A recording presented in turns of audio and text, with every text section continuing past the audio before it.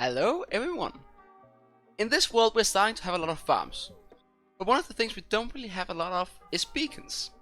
I only think we at the current point have one. And that's mainly because I haven't really wanted to go hunt with wither skeletons, and also because I have wanted to make a wither skeleton farm at some point. However, wither skeleton farms are usually quite difficult to make. First of all, you need to figure out where they spawn. And there's all sorts of farms where you find a cross section like this that you can use, and other stuff like that. And also they usually require you to do a lot of work besides that.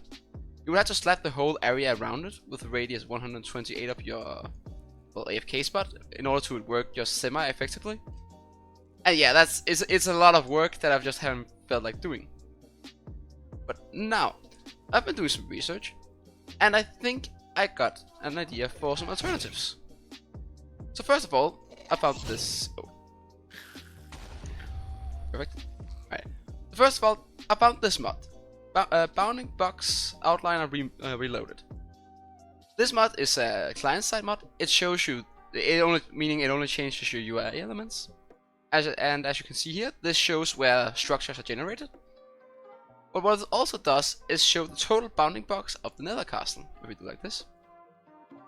And in this case, right, it means that anything that's inside this area, or well, inside this area, wither skeletons and blazes and zombie pigmen are able to spawn as long as it's on nether brick in this case. At least for the wither skeletons, right? So, my idea is, first of all, we can control where they spawn now. We know where they spawn. If we just make a giant platform of this, we know it will spawn inside this area. The second thing is how do we make them spawn here, since there's all this area around it. I'm thinking that I will try to abuse some mechanics here. Whenever you get 128 blocks away, so if we take this platform right here, I actually need some more rockets.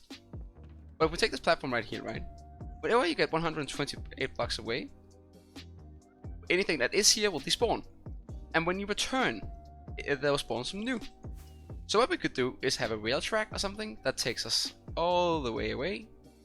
I think this will be, yeah, this must be 128. And what should happen now, it won't happen all the time, you see it didn't happen this time. But if we go back and forth, and the bigger the platform and the less spawning spaces, the better, of course. But what should happen is that something should spawn here. It is, yeah, it is up to chance. But as you can see right here, the goal for now is to create a big platform. And this is what I have so far, and there's a lot of things that spawned. That's quite nice. Meaning this works. Good. So I just have to put in some time now, basically. When experimenting with how this farm should be designed, I had a lot of different ideas. And one thing I was thinking of is that I wanted to be able to get blaze rods and magma cream as well from this farm. So it has like multi-purpose. And that way I don't really have to create separate farms, and I don't really need that many wither heads anyway. So whenever the minecart comes back and we're in it, if we see anything is here, we will activate a flying machine. And the flying machine, yeah, okay, in this case it's not really that good, but the flying machine will basically push them over and into a chamber underneath where we are able to kill them, making them very easy for us to work with. And that's the general idea. Alright, now that we have a bigger platform, let's try this again. We'll transport ourselves away. And we'll go back to hopefully see some wither skeletons spawning. That was fun! Alright, good. Let's try again. Bit of luck. Usually they spawn in packs, I've noticed. Alright, as you see there. There's a pack of them. Great! And now that we have quite a big platform ready, I think we're ready to get going with the next step. Something that I would like to show is that I'm starting to remove this nether fortress. First of all, because I need the nether brick. But second of all, because I want to improve the rates of this farm a bit. If we go below the bounding box here, wither skeletons will not be able to spawn on these nether bricks. And I think I'll place slabs here as well or something to avoid anything else spawning. But that's going to help the rates of this. And that's kind of something I wanted to talk about. Because a great thing about this design is that we're basically able to infinitely expand this. If we want more spawning spaces, we can just go more down on the y-axis. If we want the efficiency to be greater, we can just place slabs around this area. And there's a lot of different things we can do to improve this. Which means that I don't necessarily have to do a lot of work on this now, but over time I can improve it as much as I want. The next step is to build the flying machines. And usually whenever you mention flying machines, people usually think that it's this really complicated thing, but it truly isn't. As you can see in this case, it's nothing more than 2 pistons and 2 servos here. Since they're only able to carry 12 each, I think one of the piston and the servo count for 2, and then you're able to have 10 in length. So that's quite a big area. Now, I probably should manually pause this in some way, but it should stop it of itself when you get there. As you can see, this is how it looks now. We have flying machines all the way across here, and they'll be able to pick up all the mobs. On the end here, we have these small holes. I'll activate these. With these holes where we can go down and kill them whenever we need to. If, when these die, that there hasn't spawned enough new ones, we'll just have to go back and forth again. It is a bit slow, but it is automatic, or almost automatic at least, so it's quite nice. Let's see how well this works. It's actually quite a lot. An added advantage of this farm is that it gives us more than just the skeletons. It could give us blaze rods and magma cream and so on. So it's a quite nice benefit. As you can see, it fell down here. One thing that I should add as well is probably what's called a hopper line right here to pick them up. And we already got it with a skeleton head. That's nice. And a second one. Right. Alright. If we're a bit lucky, some new ones have spawned. Let's see if anyone. Ah, they haven't. So in that case, we'll just have to go away and then come back again and do it one more time. As you can see, some more time has passed now, and this actually almost looks like the finished product.